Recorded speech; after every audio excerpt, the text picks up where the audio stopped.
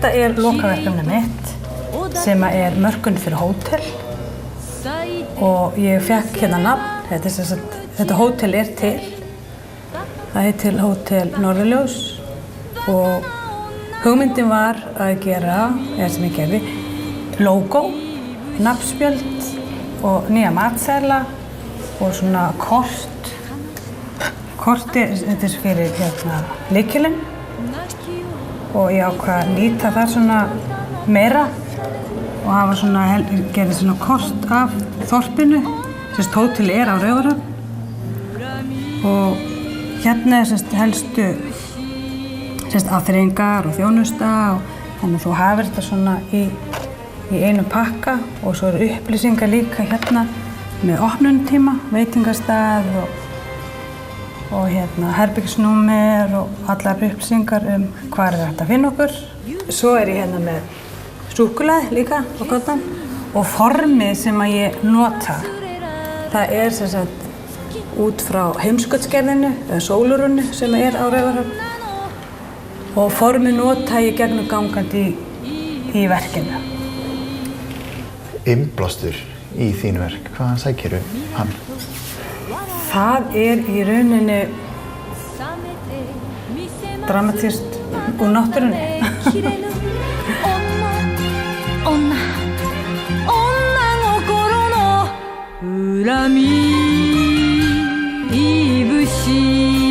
Kalla, hérna erum við með mjög skemmtilegt og lifandi verkefni. Segðu okkur frá þessu.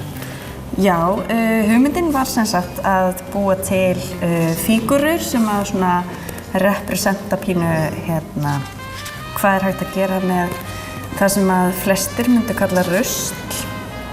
En líka bara svona til þess að gefa foreldrum hugmyndir hvað geta gert með krökkum úr því sem að til heima og allir eiga. En ég hef kynnst því í gegnum strákinn minn sem 4 ára og honum finnst eiginlega skemmtilegast að leika sér með drasli.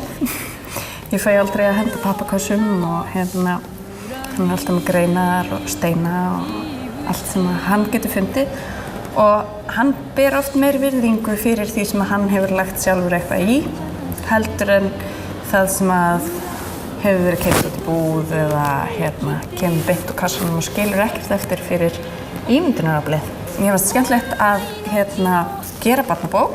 Það svona áhugaverður punktur til þess að koma til skila því sem að gerast. Og þetta eru 2 fígúrur sem búa í ruslageymslu og eru að nota það sem fellur til að búa sér til leikfeng og hafa ofan fyrir sér. Og svo þegar þú ert búin að lesa bókina, þá hægt að taka þessi spjöld sem að segja svona hvernig þú getur gert þitt eigið.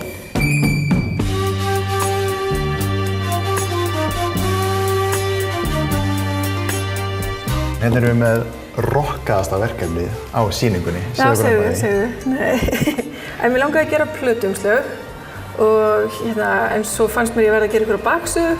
Þannig ég ákvaði að þetta væri svona hljómsveit sem væri svona grunnshljómsveit sem væri með comeback og þá var ég náttúrulega að gera upphaflegu plötuna líka og þá sem sagt ákvaði ég að gera eina plötu frá 93 sem væri þá þessi og og þannig að ég fór alveg í svona rannsóknarvinnu með allt hvernig þetta hefði verið og svo væri þá þetta nýja platan þannig að ég rannsakaði líka hvernig svona rockstjörnur eldast og svona og bara hvað myndi vera á þessu og hvernig er búið að breytast þó það sé hjá sama plötufyrirtæki og í plötufyrirtæki líka ekki alveg sem það getur fengið samning hjá en það hann mál.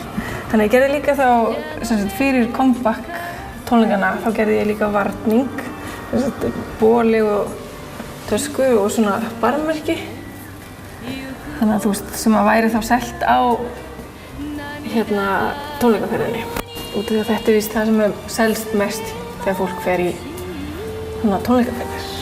Og svo gerði ég plötuna líka og litprenta og svona. Svo gerði ég líka textabók og texta við 10 lög. Bara svona í ganni. Og þetta líka allt eitthvað myndir sem ég hef tekið líka. Þannig að Innblásturinn að þessu, hefur verið í hljómsveit? Nei. Það er ekki verið.